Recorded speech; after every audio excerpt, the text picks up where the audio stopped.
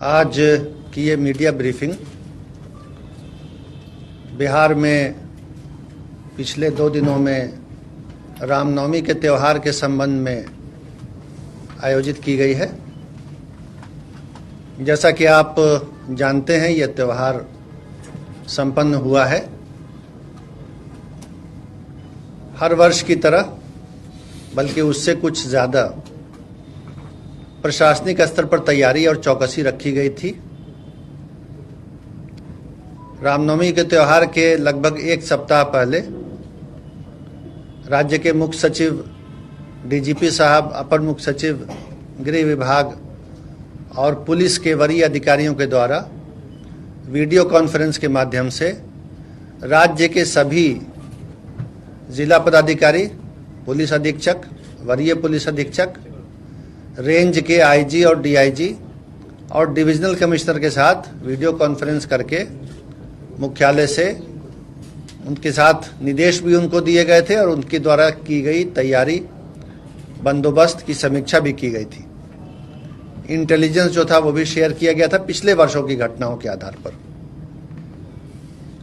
और पुलिस और मजिस्ट्रेट की तैनाती की पर्याप्त व्यवस्था इस अवसर पर की गई सभी जिलों में। और जैसा कि आप जानते हैं, राज्य के 2 शहरों को छोड़कर शेष सभी स्थानों पर यह त्यौहार शांतिपूर्वक संपन्न हुआ। और इसके लिए मैं राज्य की पुलिस को, जो श्री आर.एस. भट्टी डीजीपी साहब के नेतृत्व में काम कर रही है, और गृह विभाग और मजिस्ट्रेसी को, जो चैतन्य प्रसाद जी के नेतृत्व में है, मैं धन्यवाद भी देता हूं। बिहार शरीफ और सासाराम में कुछ कोशिश की गई अशांति फैलाने की, कुछ घटनाएं करने का प्रयास किया गया, कुछ घटनाएं उस प्रयास के समय हो गईं, लेकिन वरीय अधिकारियों के पर्यवेक्षण में और स्थानीय जिला प्रशासन और पुलिस प्रशासन के प्रयास से बहुत जल्दी उन पर काबू पा लिया गया और किसी भी प्रकार की गड़बड़ी या अशांति को व्यापक पैमाने पर फैलने से रोका गया। आज भी सुबह से स्थिति सामान्य चल रही है, शांति व्यवस्था बहाल है।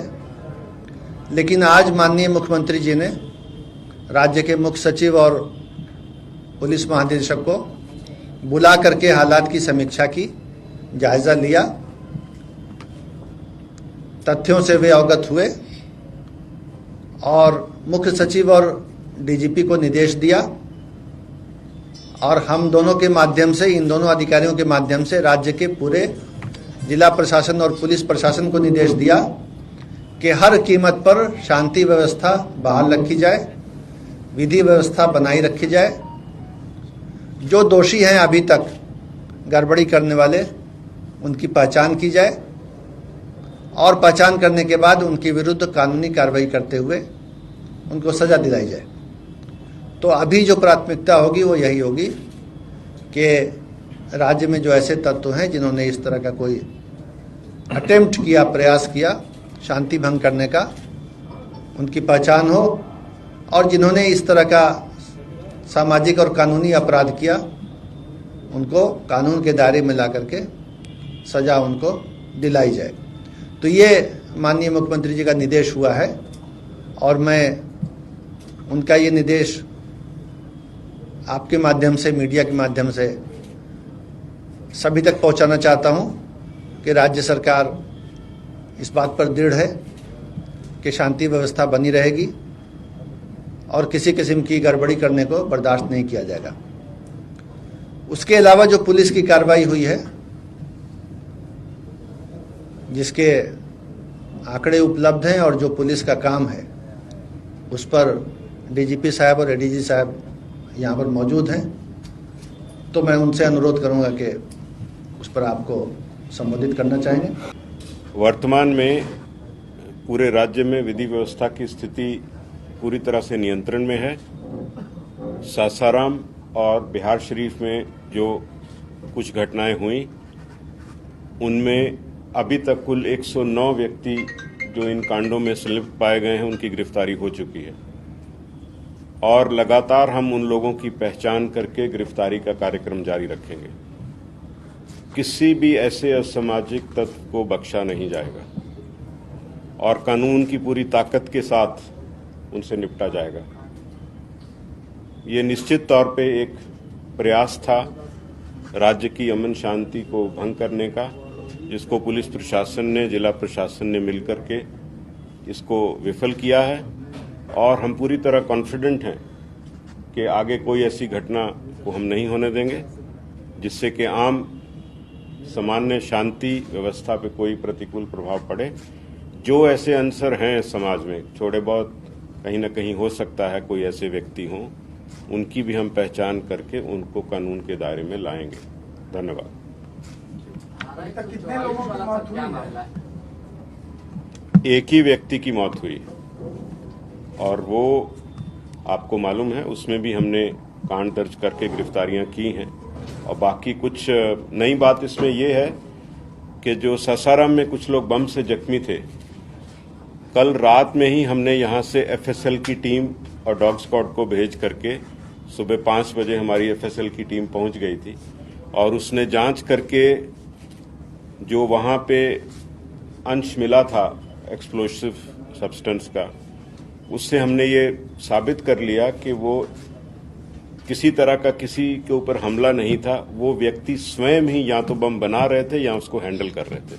तो वो व्यक्ति जो जख्मी हैं वो अपराधी की कैटेगरी में आए हैं, उनको हमने गिरफ्तार कर लिया, उनका इलाज चल रहा है। जब वो बेहतर हो जाएंगे, हॉस्पिटल से छूटेंगे तो वो जेल जाएंगे। कितने लोग हैं सर उसमें? 6 है ना, 6 व्यक्ति हैं उसमें। सब सासाराम में आधिकारिक तौर पे धारा 144 लगी थी कि नहीं, इस पे भी काफी ज्यादा चर्चा हुआ। स्थानीय प्रश्न आप स्थानीय प्रशासन से पूछे, हम लोग आपको कुल ओवरऑल व्यू दे रहे हैं और आश्वस्त कर रहे हैं आम जन को आपके माध्यम से कि पूरी तरह स्थिति नियंत्रण में। वीडियो कल जारी किया जिसमें शांति बहाल की बात की, उसके बाद ही ब्लास्ट हो गया।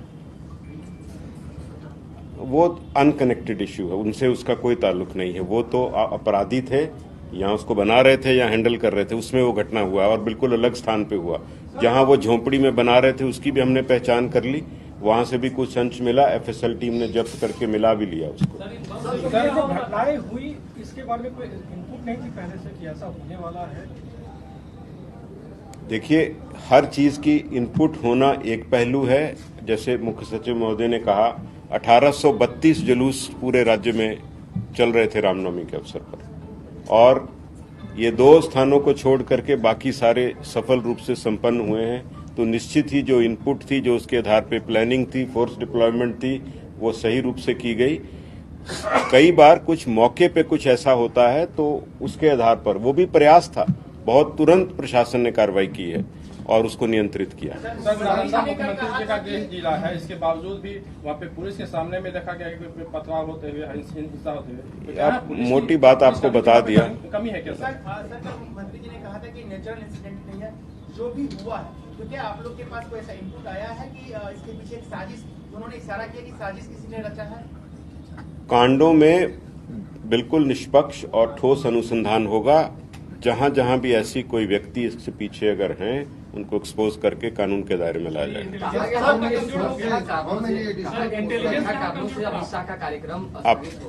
Sir, how many additional forces have been deployed for these, festivities and all this? And second thing, sir, is there any additional paramilitary forces which were asked by? सो रामनवमी के अवसर पर हर वर्ष कुछ अतिरिक्त बल, केंद्रीय बल मांग किए जाते हैं। उसी के तहत इस बार भी कुछ मांग किए गए हैं और ये घटना के बाद भी हमने कुछ कल रात्रि में भी मांग की थी। उसमें हमको 4 कंपनी और बल मिला है देर रात्रि में, जो आज दिन में पहुंच गया है। सर, क्या बिहार पुलिस सोशल मीडिया पर भी? आपने एक और बात पूछा था। हाँ, I just asked कि was there any specific additional demand from the state government? नहीं, सामान्य जो हम हर रामनवमी के पर्व के समय पे करते हैं उसी रूप में था। एडिशनल इस घटना होने के बाद हमने कुछ कंपनी मांगी, उसमें 4 रात में मिली। Sir, today we were informed by the Union Home Ministry that additional paramilitary forces have been, asked or required by the state government, which we are sending. वो 4 कंपनीज उसमें हैं, जो कल रात का जो हमने रिक्विजिशन किया था, उसमें 4 कंपनी उन्होंने भेजी है, जो आज दिन में पहुंची सर, है। एक वीडियो कल पटना के मनेर शरीफ का भी आया था सामने। उस सब पे कार्रवाई होगा, आप निश्चिंत रहें। एक एक वीडियो का एनालिसिस और कार्रवाई होगा। सर, क्या ऑर्गेनाइजर्स ने परमिशन लिया था, क्या उनकी भी जांच होगी कि जो सब चीज की जांच होगी, कोई बख्शा नहीं जाएगा, आप देखते जाइए। बिना लाइसेंस के कोई जुलूस थे क्या, जो कि was there any जुलूस which was without license? I mean, they were taking out नहीं, the सब जुलूस को विधिवत लाइसेंस और उसमें निर्धारित शर्तें होती हैं लाइसेंस की, उसके तहत हैं। लेकिन हाँ, कहीं अगर उल्लंघन है, वो सब की तो जांच होगी, सब चीज फुटेज की जांच होगी, आपको बताया जाएगा ड्यू कोर्स में। आप बार-बार कहते हैं। अब मैं अपर मुख्य सचिव मुख्य सचिव महोदय से एक सवाल है, 144 लगा था या नहीं, इसको लेकर के कंट्रोवर्सी है, तो आप लोग स्थिति स्पष्ट कर दें कि क्या लगा था या नहीं। देखिए, ये बता दिया गया कि स्थानीय प्रशासन से स्थानीय मुद्दे पूछे जाएं। इस प्रेस कॉन्फ्रेंस में हम लोगों ने यहाँ पर राज्य की स्थिति आपको बता दी है और जो तैयारियां